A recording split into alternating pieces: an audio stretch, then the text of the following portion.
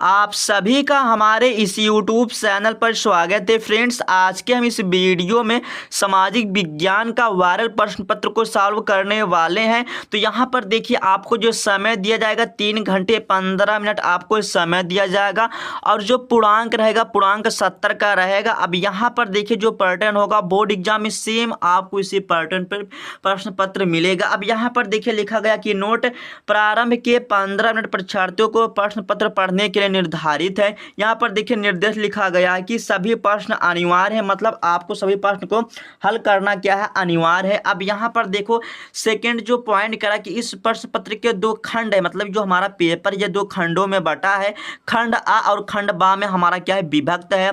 तीसरा जो पॉइंट करा कि खंड आ में हमारा 1 अंक के 20 बहुविकल्पीय प्रश्न है, जिसको आपको क्या करना है, ओमार पर आपको उत्तर देना और आपको ध्यान रहे नीले या काले पेन का आपको प्रयोग करना और आपको अदर पेन की प्रयोग नहीं करना, ठीक है। अब यहाँ पर देखो हमारा 6वां जो पॉइंट करा कि खंड आ में जो हमारा 20 बहुविकल्पीय प्रश्न रहेगा आपको उसको ओमान में भरने के बाद ना ही काटना और ना ही इरेजर का प्रयोग करना, आप इस बात को भी ध्यान देना है। अब यहाँ पर देखो हमारा आगे का जो पॉइंट करा कि हमारा 5वां प्रश्न के अंक उसके सम्मुख अंकित, जैसे हमारा प्रश्न रहेगा प्रश्न के सामने ऐसे अंक निर्धारित रहेगा, अभी मैं आपको दिखाऊंगा, ठीक है।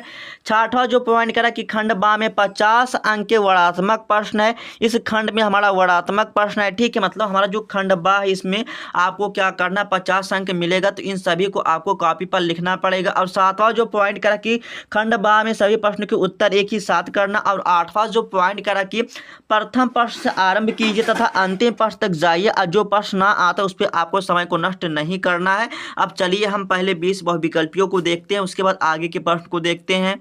यहाँ पर देखिए हमारा खंड आ स्टार्ट होएगा, यहाँ से हमारा होगा बहुविकल्पीय प्रश्न और यहाँ पर देखिए हमारा प्रश्न है, प्रश्न के सामने ऐसे अंक निर्धारित रहेगा। अब यहाँ पर देखिए पहला प्रश्न करा कि फ्रांस की क्रांति कब प्रारंभ हुई थी, आपको बताना। अब यहाँ पर देखो फ्रांस की जो क्रांति हुई थी 5 मई 1789 को हुआ था, जो कि बी वाला ऑप्शन सही हो जाएगा और आपको बी वाला ऑप्शन को गोला कर देना। देखो दूसरा जो प्रश्न करा कि नेपोलियन संबंधित था, तो जो नेपोलियन संबंधित था वो हमारा फ्रांस से संबंधित था, जो कि हमारा ए वाला ऑप्शन सही हो जाएगा और आपको ए वाला ऑप्शन को गोला कर देना है।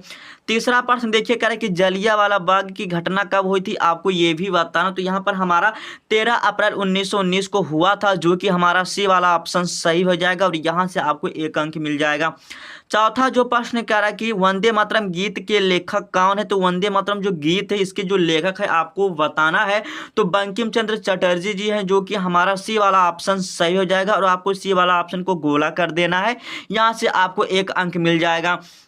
अब यहाँ पर देखिए 5वां जो प्रश्न करा कि अंतर्राष्ट्रीय मुद्रा कोष की स्थापना कब हुई थी, आपको बताना। तो अंतर्राष्ट्रीय जो मुद्रा इसकी जो स्थापना हुई थी तो हमारा 1944 में हुआ था, जो कि आपको ए वाला ऑप्शन गोला कर देना और यहाँ से आपको 1 अंक मिल जाएगा। अब यहाँ पर देखिए 6वां जो प्रश्न करा कि भारत में कितने संघ राज्य क्षेत्र हैं, ठीक है। अब यहाँ पर ये प्रश्न क्यों डाल दिया जाता है, क्योंकि सब लोग क्या करते हैं 8 और 9 में कन्फ्यूज रहती है, इसलिए यह प्रश्न डाला जाता है। तो भारत में कितने संघ राज्य क्षेत्र हैं, जो कि हमारा आपको ध्यान रखना हमारा 8 हो जाएगा, जो कि हमारा ये सी वाला ऑप्शन सही हो जाएगा और इसी को आपको गोला कर देना और यहाँ से आपको 1 अंक मिल जाएगा।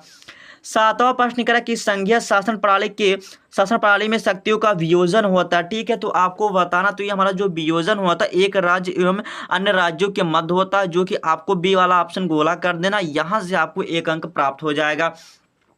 8वां जो प्रश्न करें कि वियना की संधि कब हुई थी, ये प्रश्न बहुत ही ज़्यादा इंपॉर्टेंट है और ये कई बार पूछा जाने वाला प्रश्न है, जो कि हमारा बी वाला ऑप्शन सही हो जाएगा 1815 और आपको बी वाला ऑप्शन को गोला कर देना और यहाँ से आपका 1 अंक बन जाएगा। अब चलते हम आगे के प्रश्न को देखते हैं। अब यहाँ पर देखिए करें कि भारत में पंचायती राज की स्थापना कब हुई थी, आपको बताना। ये भी प्रश्न बहुत ही ज़्यादा इंपॉर्टेंट है, जो कि हमारा 1992 में हो जाएगा और यहाँ से आपको सी वाला ऑप्शन गोला कर देना, यहाँ से आपको 1 अंक मिल जाएगा।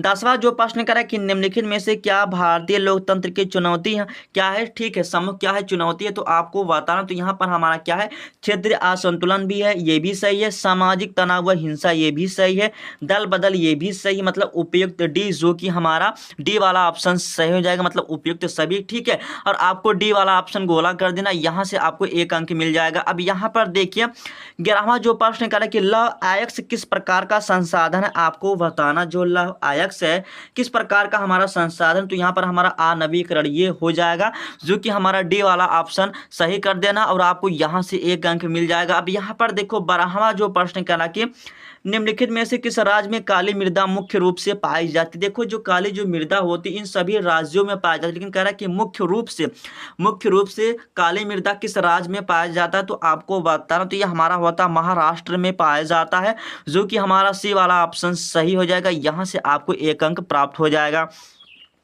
13वां प्रश्न करा है कि निम्नलिखित में से कौन सी एक हमारा फलीदार फसल है, तो आपको बताना इसमें से कौन सा हमारा एक फलीदार फसल है। तो यहाँ पर हमारा दालें हो जाएगा, जो कि हमारा फलीदार फसल है, और आपको ए वाला ऑप्शन गोला कर देना है, यहाँ से आपको 1 अंक प्राप्त हो जाएगा।